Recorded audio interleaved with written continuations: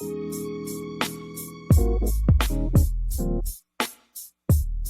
to SuperTalk, a podcast hosted by Hillside Public School Superintendent Erskine Glover. The goal of SuperTalk is to provide an informative platform where Hillside Public School students, staff, and stakeholders can have a candid conversation with the district superintendent, as well as be spotlighted for their hard work and initiatives.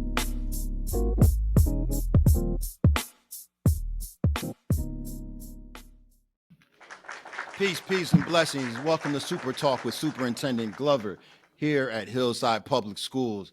And today I'm blessed and honored to have a colleague, a join us, who is, I call him the Honorable. He's the legendary brother from Queens, but the Honorable Mr. Stephen K. Benjamin joining us from a very unique space. I don't want to give it away. I'll let him do that in his introduction as he talks about his title. But let's give a round of applause and welcome our great and honorable Stephen K. Benjamin to the podcast today. Hey, brother. Good to see you, man. Good to see you. Good to be seen, good to be heard. Brother Benjamin, Honorable Benjamin, I wanted to say thank you first and foremost, because I understand in the role that you currently sit, it's very challenging to get out and be able to talk. But you were one of those voices that I felt young people today need to hear in the work that we're doing. The title of our recent podcast series and today our videocast series is about leading with purpose, leading with passion. Leading with purpose, leading with passion. The journey of leadership. And I know your story in some ways, and I want other young people, especially people that look like you and I, who don't know necessarily how to navigate these waters to get to that stage that we can sit at and have influence and have a voice. You have had a voice probably since you were a young little kid running around the streets of Queens, but you've had a voice now that's very impactful, and you've done some great things in your career, and it's still young. And I want to be able to highlight that and let young people know that these are some paths, some missteps, but it's also about some guiding principles that we should lead with. So let's begin by introducing yourself. Let everyone know who you are. I gave you your name, but you can do a better job than I can, I'm sure. So you got a minute or two just to tell us who you are. Absolutely, brother. I'm Steve Benjamin. My current profession is I serve as a senior advisor to the president. I'm here recording here in the West Wing of the White House right now. So I don't mean to cut your wisdom, because you said that real humbly and calm. Like, say that again, right? Because the president who, right? Because come on, brother. My audience wants to know. I serve as senior advisor to the president of the United States, Joe Biden. I run the Office of Public Engagement here at the White House. I've been in this role for almost 8 months. Later this week. Prior to being here, I served as mayor of Columbia, South Carolina, where your superintendent and I attended undergraduate school together. It's funny to hear him talk about knowing my story, because the reality is that my story and his story are the same story. We have a whole crew of brothers who got to know each other in the same dormitory, 17, 18 years old, and it really just watched this amazing journey we've been on together for the majority of our lives. I was going to say majority of our adult lives, the majority of our lives now. It's been an amazing journey. But those are the jobs I've had. I'm a lawyer by training. As a person, I'm a husband and a father, a son, child of God, a son of South Jamaica, Queens, New York. I was born and raised before I headed south to college, and I can imagine at, of course, different times, but probably very similar experiences that some of the young men and women under your tutelage and leadership there find themselves going through. And just wanted to have a chance to be with you today, and thank the superintendent for having me. But have a chance to just talk about our journey and the reality that you can do a whole lot of things over the course of your life. Even sometimes when you take a step in the wrong direction, you get back on track. Surround yourself with some really good people who will pour into you, mentor you, and keep putting your best foot forward. You can do some great things in life. Honorable Benjamin, please talk to me about something, right? Because like you said, Mm-hmm. I got a chance to know you in a different capacity and saw us both grow up together. Mm-hmm. But talk to us about the day you were informed, invited to be a part of the current president of the United States team and serve in your capacity. Talk us through that You know, feeling. yeah, man. It was actually quite funny, bro. I've been around politics my entire adult life. I've served as a former cabinet secretary for a governor, ran for office my first time I ran for attorney general, lost that race, served a dozen years as mayor, and then I took a break. I spent more time with my family, watched our oldest daughter graduate from high school, and was really running my law practice, business practice, very happy. And my wife was very happy that my butt was home too. And I got a phone call it was early one morning because the president's chief of staff was in South Africa. And so it was early. It was midday for him, but early for us. So usually I could hide things from my wife and ease her into a conversation about taking on a job of this magnitude, but she was actually still in bed right next to me about 7 a.m. So she heard the whole conversation, and by the time he was done, I was like, she hung up the phone. She's like, "Are you serious? Are you really thinking about going to work in government?" She was going through her own process at the same time. My wife's the first Black person, not just woman, appointed to the Fourth Circuit Court of Appeals, based in Richmond. She was going through that confirmation process at the very same time, so she was like, she was not too happy at first, but then after I came up to D.C., met with the president, talked through it all. It's humbling, bro. The reality is that just as I know, because we went through this journey together. We were very thoughtful, engaged young leaders at the University of South Carolina. Trying to take the Confederate battle flag off the state capitol, fighting against apartheid in South Africa. All the things that people in our generation who were in touch were fighting for. But that journey you're on, you're never exactly sure where it's going to take you. You stand on short, broad shoulders. You stand on the spirit of the ancestors. You're trying your best to do what's right, even when it's not popular. But you never know where the journey is going to take you. So I was back and very comfortable in the private sector. My wife was very happy. But when you're dealing with the challenging times we're dealing with, it was just time to get back in the arena. Whether or not it was my time. Sometimes you're waiting for a good time, and sometimes it's just God's time, and you decide you got to step up and serve. So humbling. The grind is on up here. I will tell you that it's nonstop, but it's a chance to make a difference. So I'm the senior most Black man in the building, and that's always a different perspective that hopefully makes the decisions made here better on a regular basis. But it's a different perspective, and that I'm very proud African seed and American son, and it's important that perspectives that normally are not around the table be heard. So I carry that blessing and burden with me, to the job every day. Man, it's beautiful to hear. I just want to give a quick plug, because we have to respect the queens in the castle. But folks, I don't know if you heard that the Honorable Benjamin's wife is an Fourth Circuit of Appeals judge. Yep, Yeah, that's big. Second. Yeah, she only second to the Supreme Court. She's amazing. She's a lawyer. I'm a lawyer. She worked her way up from city court to state court, and then was appointed by the president, confirmed back in February. And she's an amazing role model for young lawyers, for our daughters and other daughters. I definitely, they say smart men marry up, right? So I definitely married up. Very, very proud of DeAndre's journey, and she is acquitting herself quite well in the job. So that picture, like, I wish I could see that family picture and put it for the audience to understand that brother Benjamin is a brother who didn't grow up, and I'm not trying to speak for you, but if I'm not mistaken, you didn't have these things handed to you. You had to Man, grind. You had to yeah, work. You come from working I work. class parents Yeah, who grew up, like you said, in Jamaica, Queens.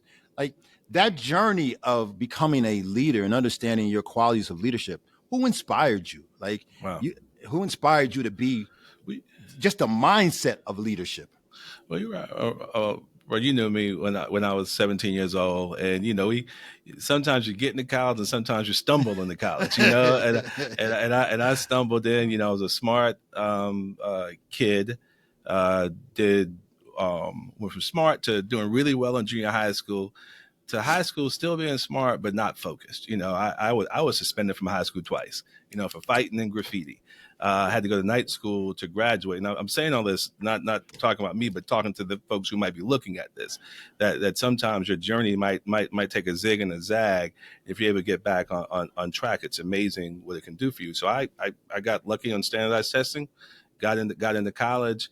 And because we had some of the same influences and mentors, had a few brothers and sisters who saw a little something extra in me and were willing to pour into me. Brothers like Charles White and others. Who Yeah, yeah. Charles is a practicing minister now, and I know he prayed over us, brother. He prayed. But finding folks who see something more in you than you see in yourself at the time. And I want to encourage everyone. Sometimes it doesn't seem like our peer group matters as much as it does, but it really does. But surrounding yourself with people who may just be a little older, have different experiences, what have you, being strong, but being humble enough to be able to listen, take advice, take correction, and find ways to realize that there's always something bigger than you. There's something larger than you that we should all be serving. I was, if God had let me pick my own two parents, I couldn't have done a better job. So I didn't have to worry about issues like safety and security and food on the table. And I remember my parents fighting over, paying the mortgage, having rent card parties to pay the mortgage. And like, so I understood the extent that hardworking parents would go through to make sure that their kids were provided for. And I always use that as a motivating force to try and make my mom proud, make my dad proud, just grind it out. And everyone doesn't have that same support system.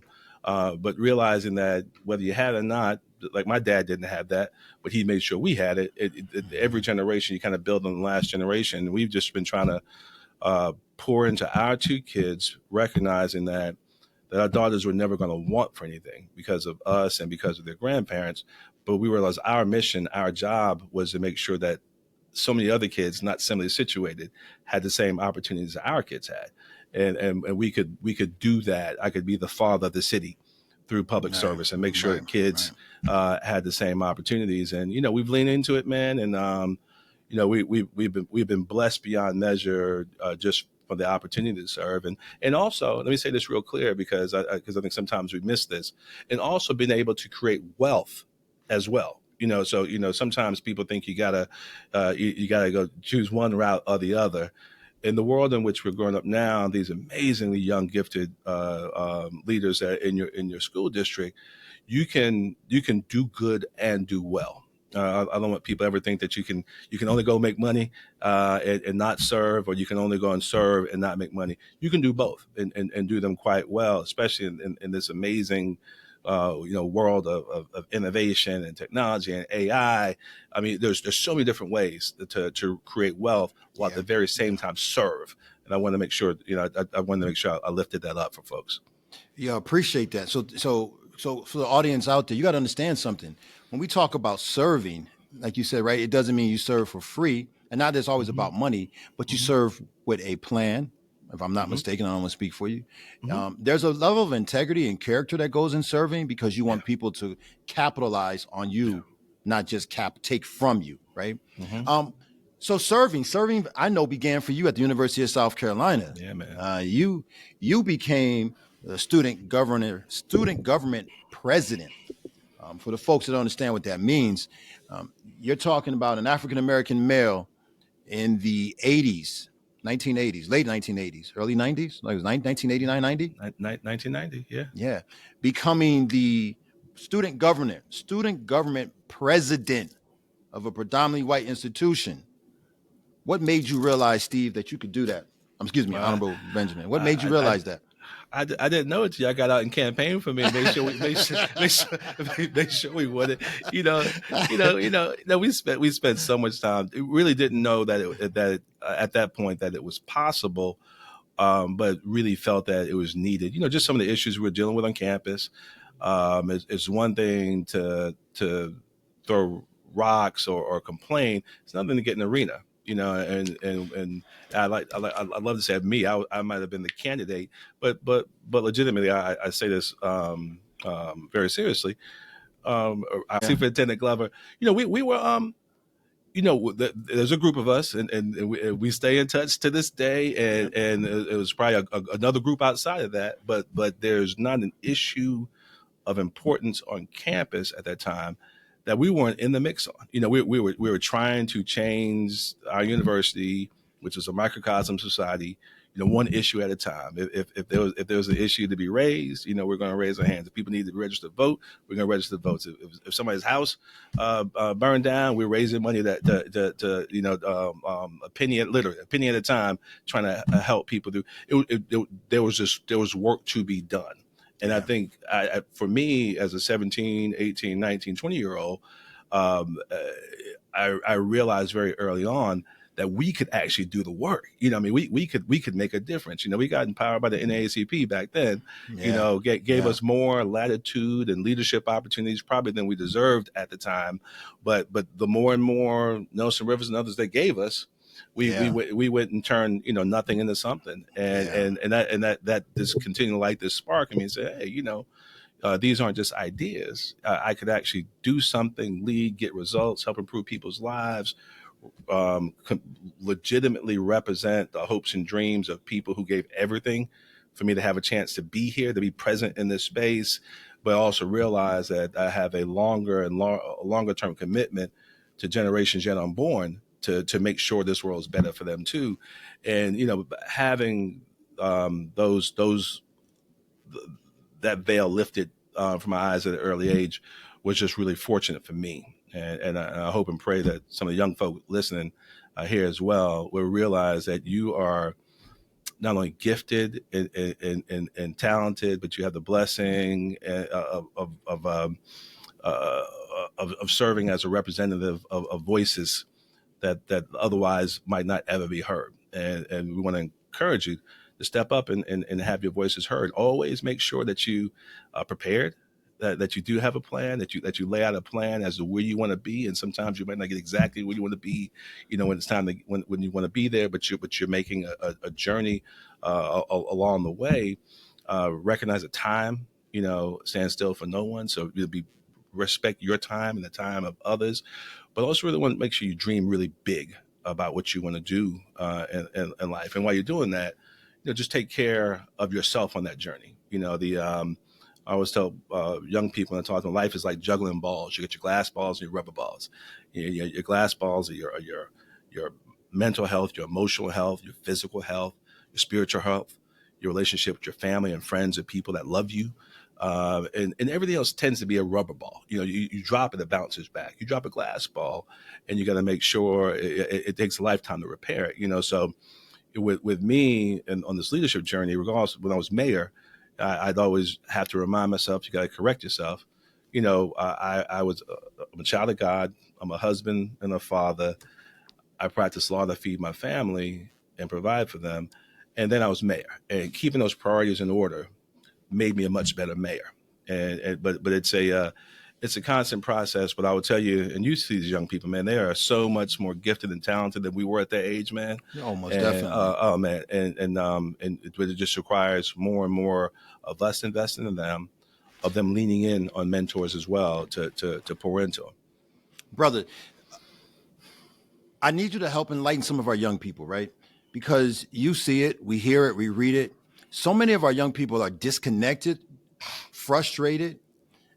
If we want to use anger, confused about their entry point into, whether it be politics, the entry point back into education, as we are coming out of a major period in all of our adult lives and young lives. When you talk about mental health, talk to about how do they stay connected?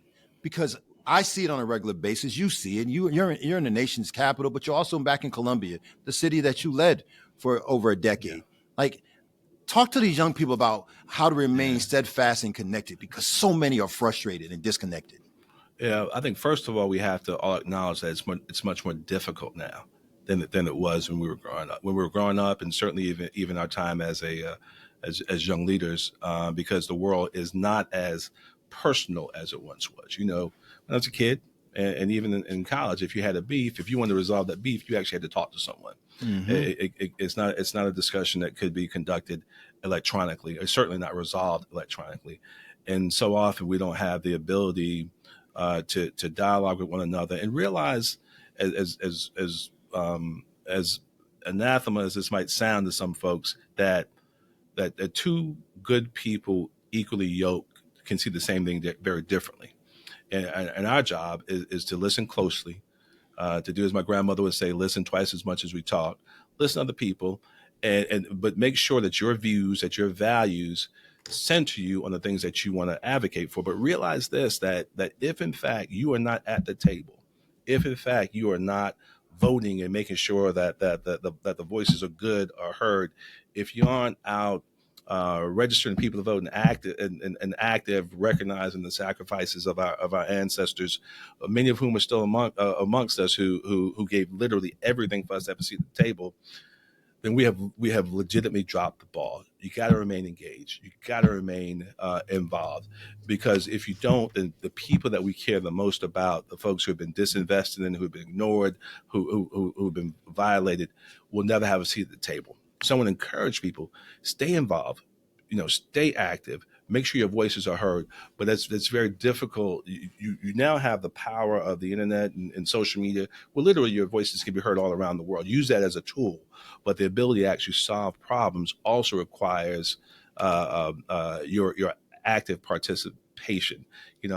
Activism without action is really just a conversation. You got to actually get something done, and that means you have to directly engage with people, not always in the form of protest, because you actually have to solve problems. And then if you find people who are serving an elective office who just do not represent your values, then that's time to organize. Go find someone who does.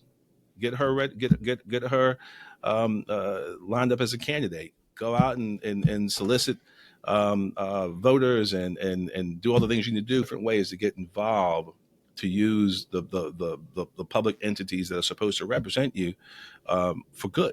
But we can't just sit down and decide we're not going to get involved, or just shoot arrows. We have to be thoughtfully engaged in the process of changing things, and that starts with leaning in a little bit harder, listening, but then committing yourself to a thoughtful and productive course of action. Pioneers who influenced your life, good brother. Who were some Oh man. pioneers that made you say, wow, if I could even become a little bit of who they Yeah, have been and leave my mark on this great earth in the way they have? sure. Give me three. I, Three. I would ask folks, and I'm gonna ask folks to grab a pen if they can, or just type real quick, because these are names that that you would normally not see. You would see Matthew J. Perry. So Matthew J. Perry was our version of Thurgood Marshall in South Carolina. He was one of a pioneering group of civil rights attorneys, in every state, but he was our South Carolina version of Thurgood Marshall, who just worked every single day to tear down the system of racism, Jim Crow, and oppression in South Carolina. But two other names you might not know: Sarah Mae Fleming and George Elmore. Two folks, again, South Carolinians, whose names I guarantee you 99.9% of the people on this call have never heard, but they represent these pioneers of the civil rights movement. Sarah Mae Fleming refused to give up her seat on the bus in Columbia, South Carolina, a year before Rosa Parks. Her case was resolved before Rosa Parks, but she was not a typical a plaintiff. Never got the due that she should have received. George Elmore was a brother who filed the case Elmore versus Rice. Successful businessman in Columbia, South Carolina, five and dime store, taxi cab, decided to file the Elmore versus Rice case that opened up what was then the only primary, Democratic primary, the black folk for the first time 1947, 48. And I had these pictures in my office at City Hall when I was mayor of people lined up for the very first time, unobstructed to vote since since the 1870s, in South Carolina during Reconstruction.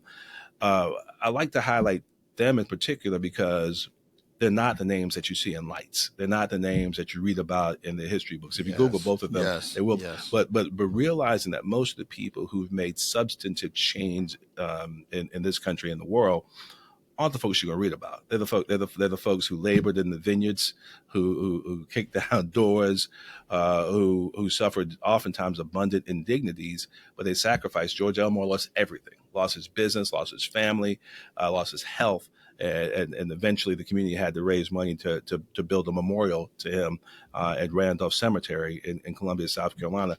But people who sacrifice everything for the greater good. And I've spent my time in Columbia. If someone has a chance to Google ColumbiaSC63.com, it's an effort that we launched, and we wound up spending millions of dollars during my time as mayor to start telling the stories of the very unique story of African Americans in South Carolina that historically had not just been told, lifting up those voices. But these are the men and women that kind of serve as the real fabric of making this very imperfect country better than it once was. And I often love to say that, we're not where we ought to be, but we're not where we used to be. And Good people. And I didn't know who Honorable Benjamin was going to mention, but I want you just to peel back for a second. The three names that were mentioned, right?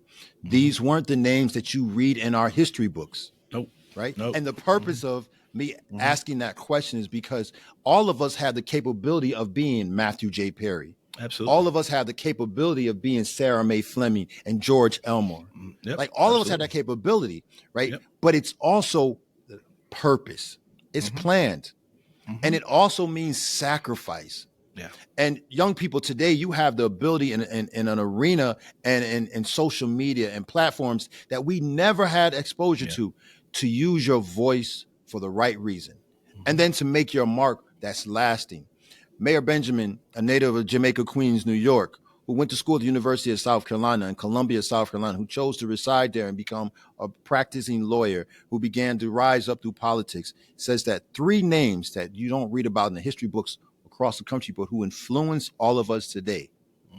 We need to think about the power of each one of our voices when it sits down to leadership. Mayor Benjamin, as you sit here today and you think about the next chapter of your young life,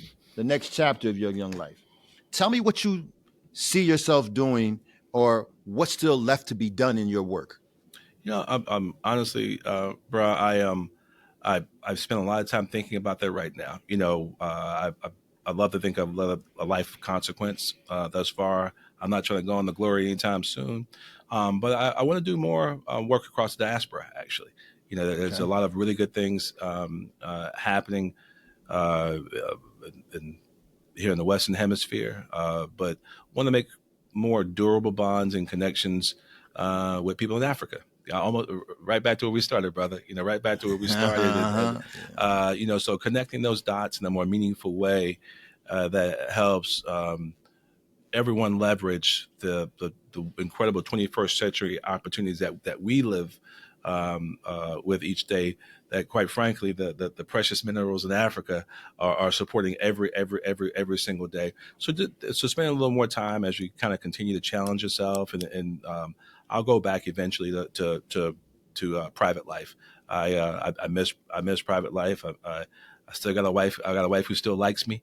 I got two teenage daughters who still hold my hands in public. So I miss that part of what makes a man, protecting and providing for my family. But there's work to be done across the diaspora that seems to animate me, motivate me more now than ever. So that's a chapter yet to be written. And that's another arena that opens up just the consciousness of ourselves here, and also sharing what we do here in the United States. Brother Benjamin, Honorable Stephen Benjamin, you are a blessing to so many, and I don't even think you know the power of your work. And I want to share something with you. This is the first time that my producer and I are doing a video podcast. right? Oh, really? So Okay. um, most of the time, people don't understand and see the images that are behind the voice. So for the audience, you have before you two black men, African American males, who are sitting in positions of leadership by title, but trying to be conscious in how we lead. Hmm. I wanted Brother Benjamin, the Honorable Benjamin, to be a part of our conversation today because I know he is very purposeful in his leadership. Yes, he sits at the White House in Washington, D.C., yes, the home of the President of the United States. But there's a passion and a fire that burns inside of him that I want him to be able to close and share with people about how do you keep that passion burning Yeah. in Yeah. the midst of all the chaos that Yeah. may be existing around us personally and professionally. How do you keep Well, that passion burning? well, brother, the amazing thing is that it's a double-edged sword. The reality is that that same connectivity that we now have through technology that connects us with the rest of the world and sometimes distances us from each other as human beings is the same thing that keeps me fired up every single day. The proximity and connectivity to the struggle that people are dealing with every single day. It reminds me of who I am, the journey I've traversed, and more importantly, whose I am. I'm a child of God, standing on the foundation of amazing men and women who gave me this opportunity. We're all smart. We're all educated and everything else, but not to be connected to the fact that others labor for you to be here is something that animates me every day. That same passion is what makes it important to me to make sure others have the very same opportunity, and hopefully these young leaders have a chance to take it up several more notches, and that animates me every day, man. Knowing who I am, and whose I am, and my fuller responsibility to these young leaders and generations yet unborn to make sure that they have a much higher quality of life. That's my goal, man. Wakes me up in the morning, puts me to bed at night, and I love it. That may not be what people are like, oh, that doesn't give me, but those are core values to live by. Brother, I know we're at 2:40. I said 10 to 15, but I told you That's we all get good. started. We get started. Yeah. Listen, we're celebrating something I think is important to you as much as it is to me. We're celebrating the 50th anniversary of hip hop. And I got to bring a little bit of flavor into it. So I'm gonna put you on the spot. Let's see what your I, top five is, my brother. oh man, Top five, brother. Top top. five. I Rakim's always gonna be number one, bro. Always okay. So far, so good. Rakim's always number one. I can. I rock with Biggie. Okay. He's Brooklyn. I'm Queens. You know, Nas always up Okay. there as well. I know people love Pac. I throw Pac. I throw Pac in there. Not, as a matter of fact, for the younger folks, I throw a little Kendrick Lamar in there. How about that? Uh, A little bit. I know my Southern friends would say this. So I got something to say. I'm like, okay, y'all keep saying it.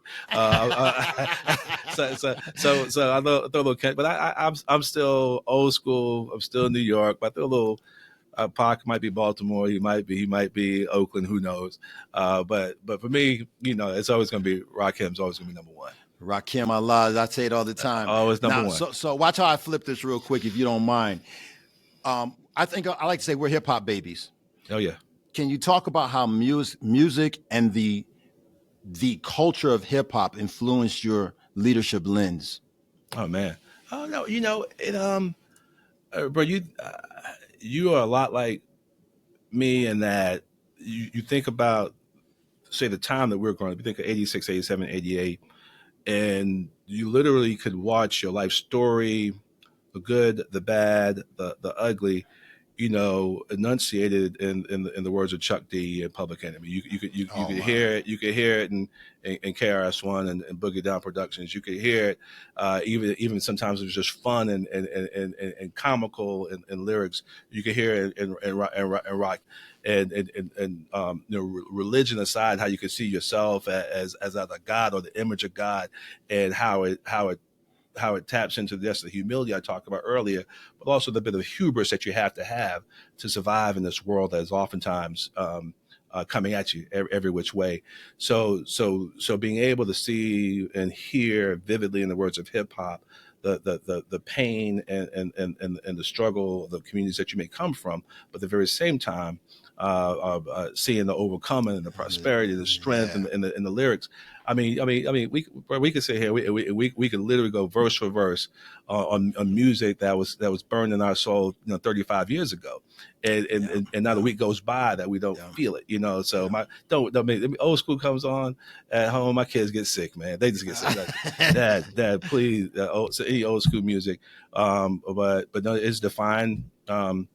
Generations, and it's going to continue to. I mean, it was R&B and blues before that, and everything else, and now I think quite frankly, the hip hop generation is perpetual. It's not going away. I mean, hip hop will continue to dominate our culture for years to come, and it influences all culture now. It's truly been an inspirational space for me, and like you said, I remember from gold fronts. There's a little secret, brother Honorable Benjamin and I know, from the gold fronts to the baggy pants to the designer jeans, but it was a culture and a mindset, and it was also teaching us. And I definitely agree that we got a chance to learn about ourselves and the power of ourselves, mind, body, and soul. Brother Benjamin, Honorable Stephen Benjamin, you are inspiration to so many. I want to first and foremost say I thank you for being not just a friend, but a brother. I want to say thank you very much for allowing us a few minutes of your time just to be able to share. I always say I don't know how these podcasts land in the greater good, but I know it touches one or two people. Real quick story: my mentor, my advisor, my doctoral dissertation advisor, has been following me a little bit, and she gave some very powerful insight, and the words that she had inspired me to reach out and be able to connect with other people. Yo, brother, you and I sit in a space that allows us to have a platform that many others don't. And I believe in using this platform for the greater good for our young people. My space is these young people. And I want to be able to show our young people what it means to be the best they can be, no matter what obstacles they may have to overcome. Amen. So I appreciate you. I thank you.